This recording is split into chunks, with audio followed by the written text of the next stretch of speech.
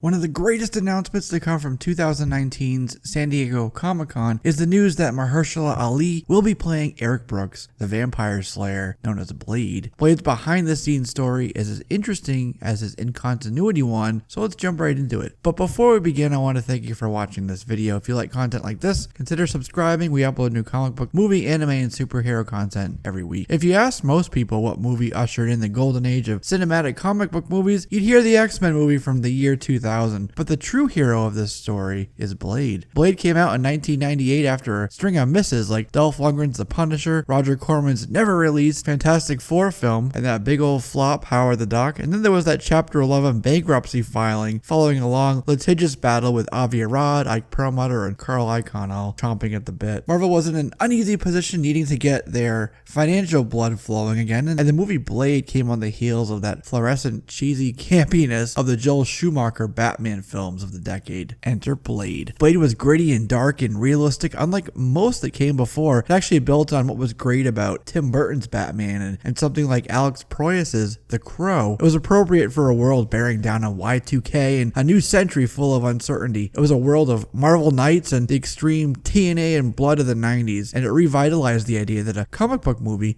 could be legitimate. Wesley Snipes became involved in the project when an earlier project, a Black Panther movie directed by John Singleton, fell through. But let's back up a little further to 1973 and Blade's debut in Tomb of Dracula number 10. Actually, we can go back to 1929 to the Brooks neighborhood in Soho, London. Blade's father, Lucas, was part of a secret society called the Order of Tirana. Blade's birth was foretold in an ancient prophecy. His dad was about to be taken prisoner, so he sent his pregnant wife to Madame Vanity for shelter. Except this shelter was not any shelter. It was a brothel. Blade's mother took on the alias of Vanessa Brooks so no one would know she was Lucas Cross's wife. When she was about to give birth, she sought out a physician named Deacon Frost. Deacon wasn't any physician. He was also a vampire, and he bit Vanessa while she was in labor, which transferred these vampiric enzymes into the baby. So he was affected, but he wasn't fully transformed. It's how he has vampire powers without their weaknesses. It's how he can walk in the sun. It's how he's come to be called the Daywalker. Deacon was driven away, but sadly Vanessa died, leaving little Blade in the care of the brothel. When he was just 9 years old, young Blade was walking one night through the cold, wintry streets when he stumbled across a man who was being attacked by some vampires. He saved the man, who he learned had recently been discharged from the hospital for a drug addiction. He also learned that this jazz player, Jamal Afari, was a vampire hunter, and it was Jamal who would teach Blade about vampire hunting. We also learned in Marvel Preview number 3 that Blade killed a man who he thought was a vampire, but he wasn't. It was a tragedy, but Jamal actually took the fall for that crime. The guy had a disease called porphyria, not vampirism. Anyway, Blade escaped to New York City, so he was outside of the jurisdiction of Scotland Yard. He also became really proficient in edged weapons, which is how he earned the nickname Blade. Marv Wolfman was one of the guys who ushered in the Bronze Age of comic books and who created the character of Blade along with Gene Colan. In an interview from 2001, Colan said Wolfman had the idea for the boots and the bandolier, but Colan gave him the leather jacket and made him look like these black actors at the time, along with NFL running back Jim Brown. Later, Wolfman claimed that he was freelancing at the time and owned the rights to Blade, so he actually sued Marvel for $35 million. Wolfman lost, of course, and the rights as copyright was edited to be fully Marvel's, so he wouldn't get any money from the new movie, but it will be interesting to see if his name appears in the credits. The Blade sequel, by one of my favorite directors, Guillermo del Toro, hit theaters in 2002, and then the third film, Blade Trinity, in 2004. 2006 gave us Sticky Fingers as Blade, but that didn't last long. But the rights were not with Marvel at the time, so they didn't have creative control. Marvel had the character rights, they didn't have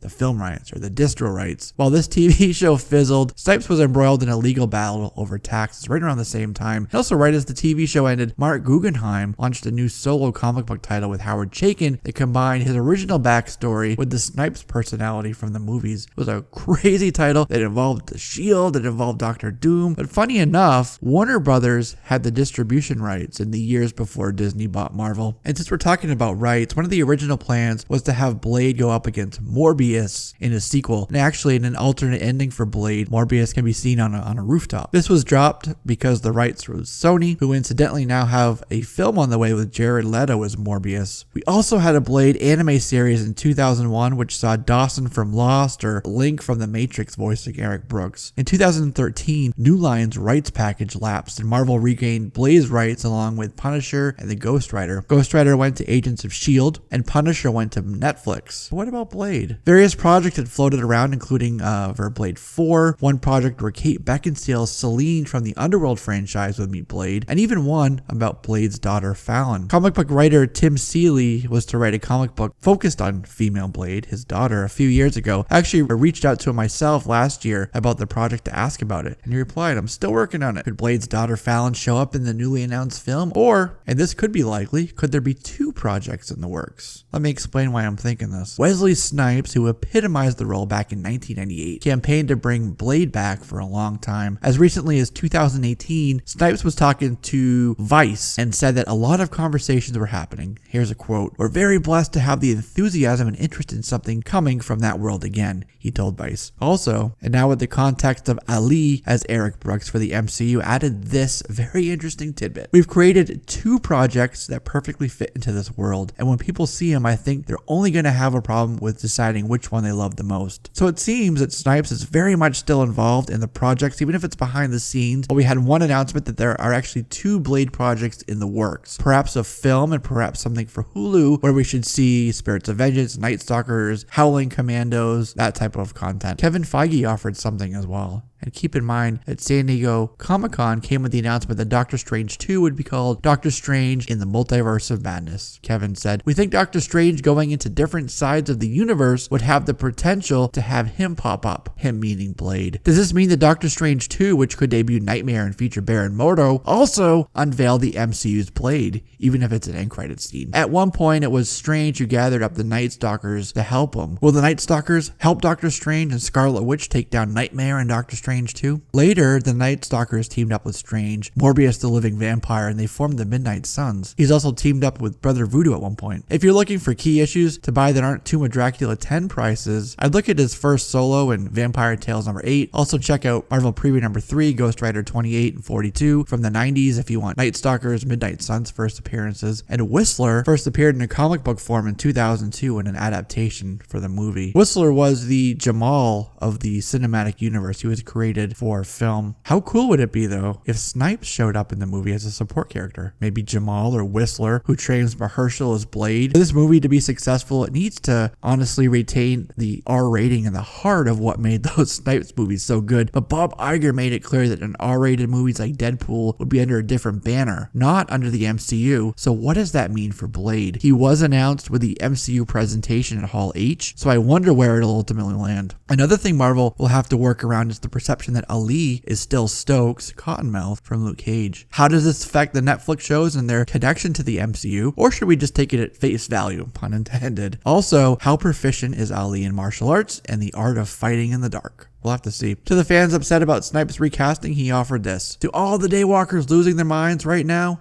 chillax." Ali actually contacted Marvel wanting to be Blade, and as Kevin Feige says, when Mahershala calls, you answer. So that's it, my friends, all about Blade and his upcoming projects. Go ahead and leave me your comments, questions, and thoughts below, and we'll continue the conversation there. Thanks again for subscribing if you haven't done so already. Join us here on this channel so you can be part of all of our conversations, new and old. I'm Jesse, this is JLS Comics, and I'll see you soon.